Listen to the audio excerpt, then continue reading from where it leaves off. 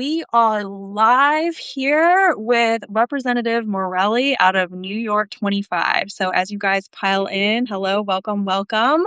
We are going to be talking about banning stock trading and general anti corruption for Congress, which seems like it should be obvious, but for many people it is not. And so, that is why we have Representative Morelle here to talk to us about it today. Hello, everyone. Thank you for joining us. If you do have questions, please put them in the chat. I will do my best to keep an eye on it. But also, this recording will go out later. We'll put on clips later, and you're free to comment or reach out. And I know Representative Morelli's staff is always happy to hear questions, and we'll talk about how to get involved with his office later if you guys are so into that. But first of all, Representative Morelle, thank you so much for joining me today on this. I don't know how it is up in DC. Down here, it's cloudy, so a little gloomy, but It's well, when you come from Rochester, New York, like I do, if you're anywhere where there's not a foot of snow and blowing wind in your face, it feels balmy to me. So it's like, I think 50 and overcast, but that to me is like spring. you're like, this is great. I Yeah, am this is great. great. I originated in Chicago, so I know what you mean. It's like Yeah, in January, this could be a lot worse. So I should probably stop complaining. yeah. Yes, no, that makes perfect sense. Okay, so let's game this out. Get right into it. We've got two bills going on right now. Two, I'm sure there's many, but two main ones happening at this particular time. One is the Stop Insider Trading Act, which is sponsored by Republican Brian Style. Style. Style. Feeling it. Brian's It Style doesn't out of sound like Wisconsin. it's spelled, which is why it's like one of those names that Right, style, Brian exactly. Style.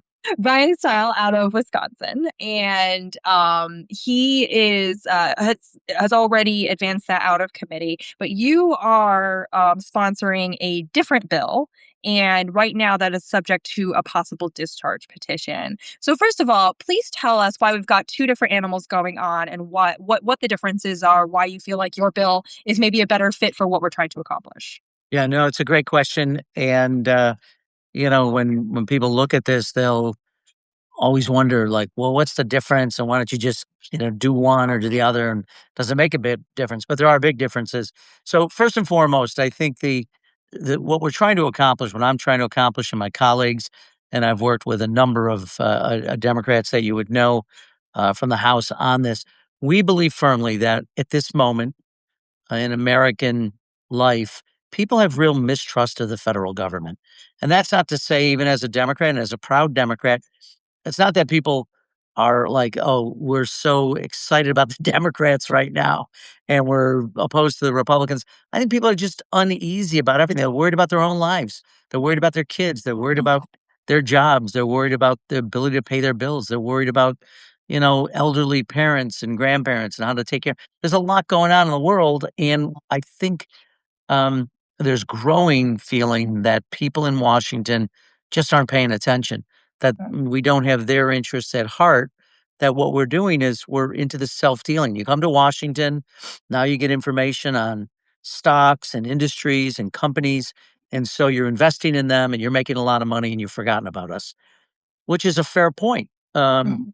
And if you have that, particularly in a democracy, as you know, you need to rely on the support of the people to be able to govern. I mean, this is how the system is built, and so a lot of this, a lot of what I'm saying is going to be obvious, but you can't lose confidence in people if you expect them to follow you, if you expect them to have a degree of trust in the government.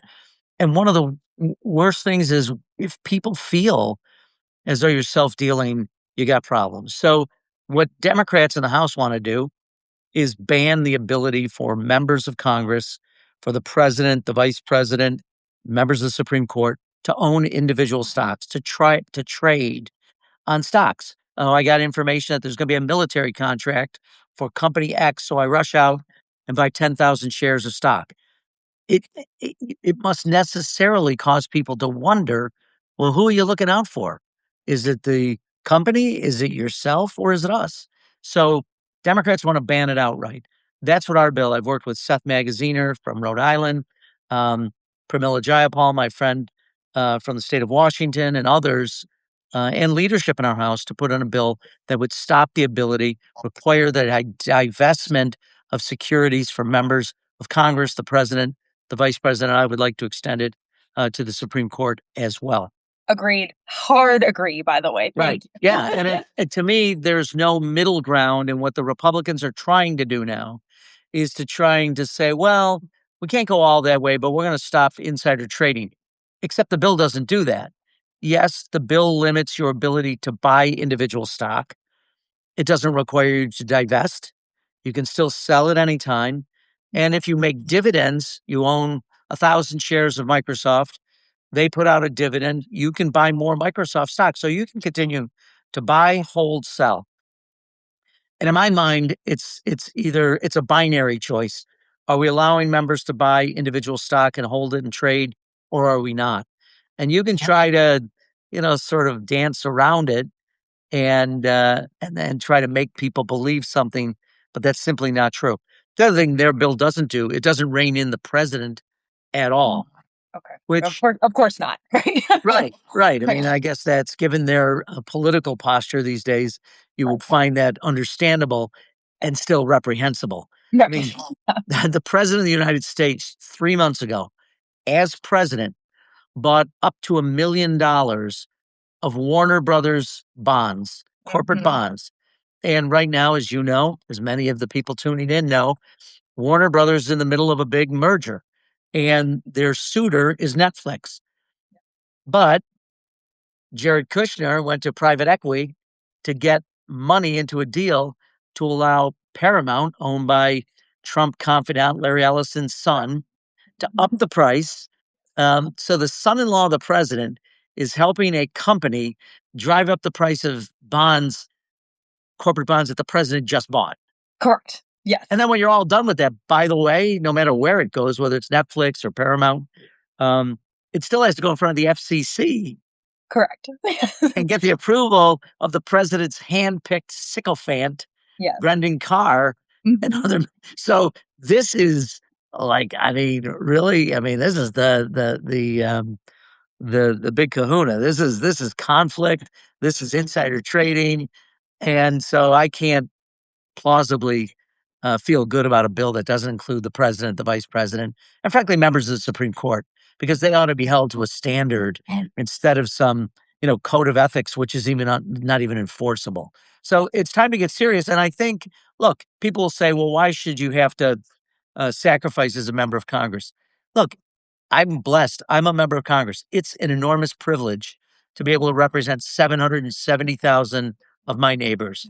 And so I'm willing to say, look, there's certain things I can't take advantage of because I know more than the average person.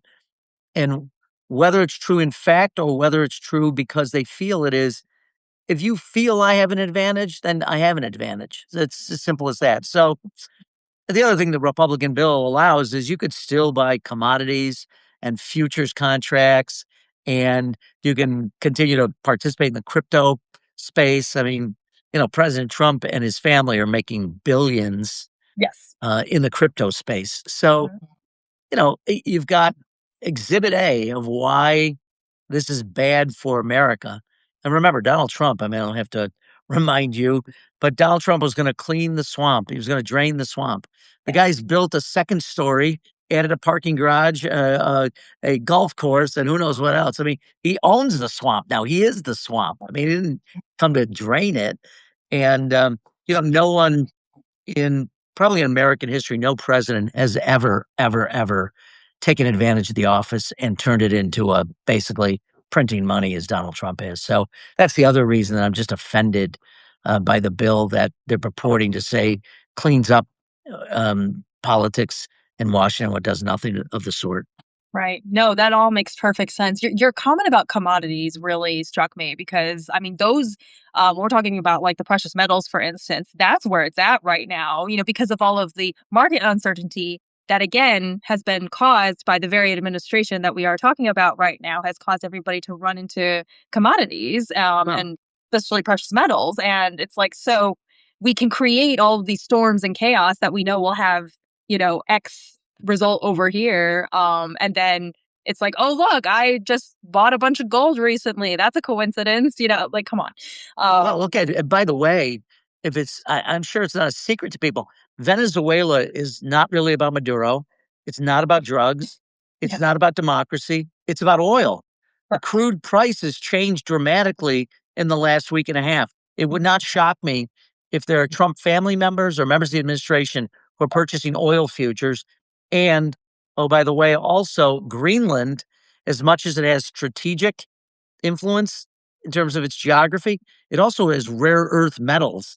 So you could never trust, unfortunately, this White House that there aren't deals being made left and right.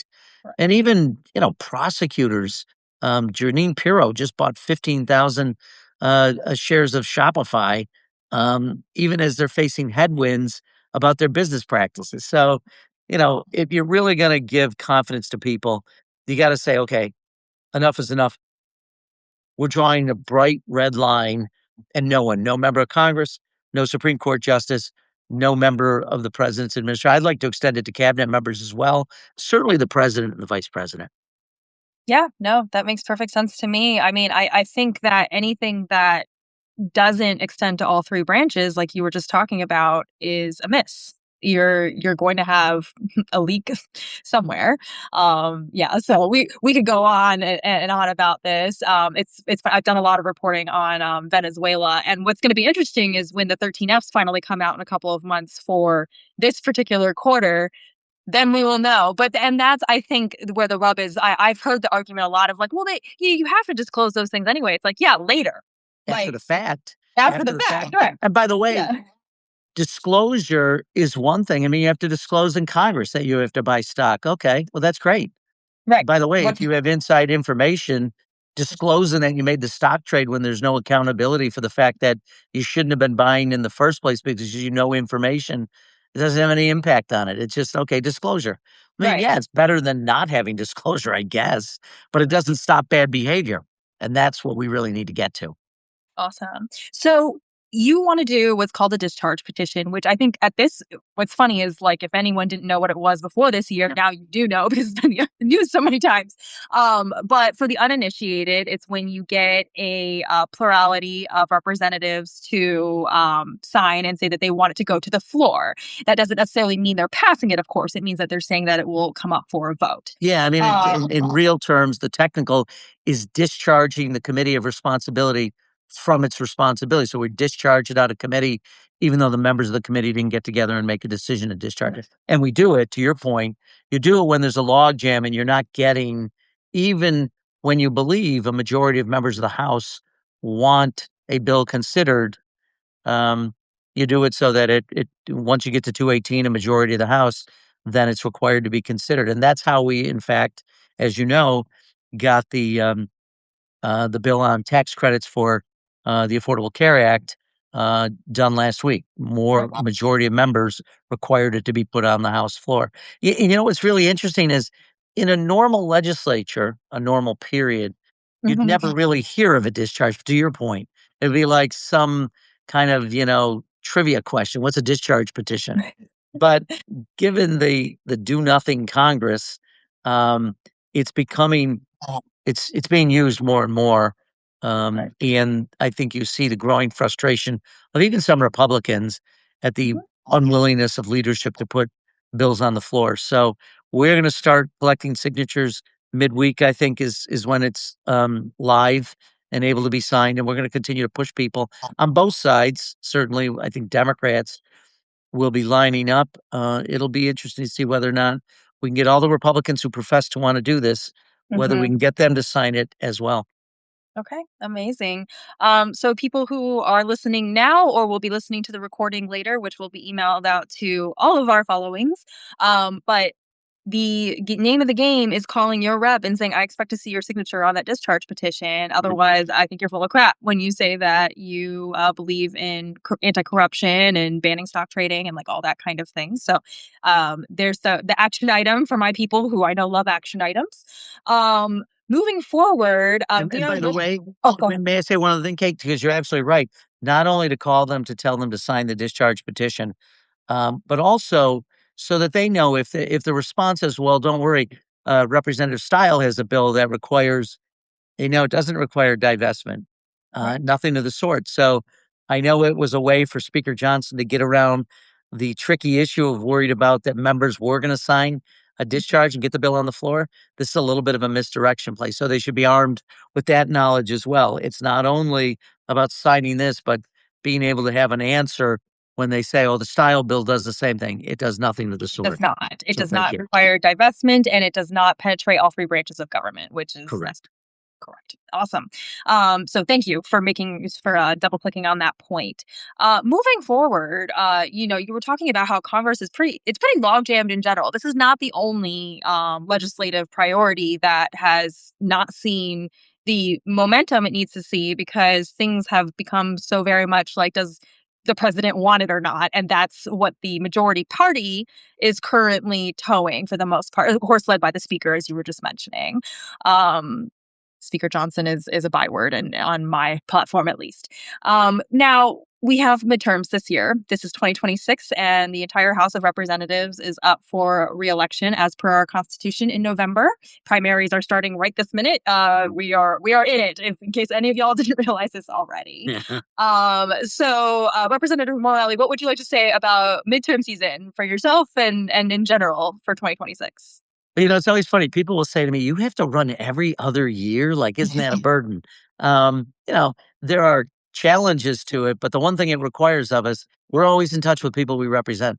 If you stray, and you're not paying attention to people back home, they have a way of letting you know. So I'm looking forward to. I love knocking on doors. I've been doing it for many years, and I really, really always appreciate the opportunity to engage. So I'm looking forward to the campaign. I'm looking forward to hearing ideas from people, listening to their frustrations, Mhm. listening to what, the concerns that they and their family members have. And I'm really looking forward to working in the midterms with colleagues around the country. We have to win. I really think, I know it's overused, this is existential. I mean, you just see it in the last week with Venezuela, when you see it in Minnesota, which is, I can't even, I mean, the heartbreak for everyone Yeah. to be living through this moment. And my colleagues in Minnesota and I represent Minneapolis. It's just, but it's not just there. It's going to grow elsewhere. I mean, this is getting to the point of just, um, I never thought I'd see it in America. It's tragic to see it anywhere, but in America, Yeah. um, so we're going to go out and we're going to do everything we can to win these midterms and at least begin rebuilding America, the America that we all, you know, came to with all of its challenges. And Right. we've had challenges throughout our history, but I always feel like we're pointed in the right direction. May take us, it's maybe not even a straight line. We might take a step back, a step forward, step back, two steps forward, but moving in the right direction. And this is just um, unfathomable to me. So there's a lot of work to be done over the next, I guess, now 10 months. Yeah. And Yeah. to your point, we're in it, man. We're in it It's already. right there. So when is your are you in a primary situation that you know of, or Not that I know of. okay. I'm getting designations when I go through my local committees. Okay. Um, so that's good. But I'm always mindful of look. A lot of people want to come to Washington for the best of reasons. They want to help, and even if that means running primaries, which I don't encourage, by the way, in any way, shape, or form. But that's a part of life. You have to be able to not only uh, win the confidence of people in your party, but you have to win the confidence of enough people in your district to get elected. That's the beauty of the system. Yes, absolutely. I saw a comment, town halls in Stefanik's district. So this is New York 25 is Representative Morelli. So Yes, yes. the different district. But will you are y'all as a New York caucus, are you planning to, or I should say congressional delegation, are you planning on doing any foot stomping in that soon to be former district? Yeah, I'm actually, we've spent my campaign is spent during the summer, and now we just had our winter training camp, boot camp. We're training volunteers in Rochester on campaign techniques. Um, Not really as much for me, although I would call on them if needed. But we're going to be in Pennsylvania. We're going to be in other parts of upstate New York. When it's existential and you're not just saying it, and it's real and it feels real. And I think we all feel this is real. Mhm. We got to be doing everything we can to win seats all across America. So I'm looking forward to traveling. I'm going to talk about corruption in government. I'm going to talk about reforms. I think Leader Jeffries, hopefully soon to be Speaker Jeffries, is going to lead, and I'm going to help him with what I think is the single most significant reforms in government since Watergate. So we're preparing every day for our opportunity to have the gavels and to begin to really get the government to start fighting for the American people, not fighting against them. Amazing. Love it. Where can people find you as we enter midterm season? Because it's gonna get fast. That's really a good question. I wish I could tell you what my campaign. This is terrible. How embarrassing. How embarrassing. Morelle, I I will think put it's. links when I send out the recording, everybody. I will put all the links to Thank you. campaign materials and Thank you. election dates and all that kind of stuff, like I do normally with all the other content as Thank you. well. But this is a good point that I should be reminded of what my campaign's website is. I think it's Morelle for Congress. I don't know. That's Perfect. incredibly creative. Google is free, so we can figure it out too. But yeah, so we will make sure, like I said, I'll in the post-op of this video, when I send it out, be sure to put a list of links where to find you, and I also put all the upcoming election dates, voter registration dates, like all that kind of stuff for New York. That way, people can make sure that they're getting out the vote, volunteering with y'all, and doing Thank other stuff. you. Thank you. And I would just say to the folks that are tuning in, there are ideas on government reforms that they think are important or that have been long overdue.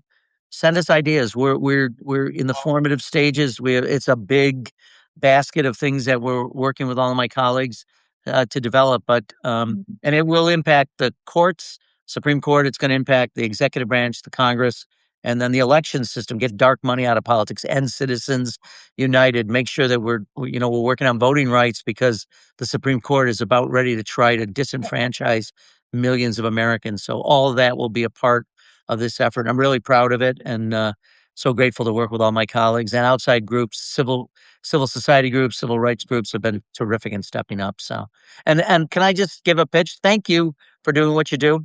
I mean, this is really it's important. I mean, journalism in the 21st century is so much different than it was, but it's never been more important. And people who take the time to do this and engage, both you and the people who tune in, it's so good for America and good for our future. Absolutely. It's something that I started doing by accident last year, but I'm really enjoying it so far, and the tragedies notwithstanding, as you were just mentioning. Also, we're gonna have a follow-up conversation because the fact that you talk about the Supreme Court as much as you do makes me so happy. Yeah. There's so much to be said about things that, because I think it gets cloaked in like this legalese, like behind the black curtain, what happened there. It's like, no, actually, there's just some really common sense things like you were talking about that need to happen. But that would start a whole other hour of lecture. And I know you do not have time for that this evening. Representative Morelle, best of luck with the discharge petition. People, call your representatives if you want to move this forward because it's the only way it's going to happen. But luckily, this nuance and rules that used to be something nobody knew about has become a very effective tool in moving forward policy. So that is wonderful. Have a great evening, and here we go into midterms. Hey, thanks so much. Thanks for having me on your show. Of course. Have a good one. Take care.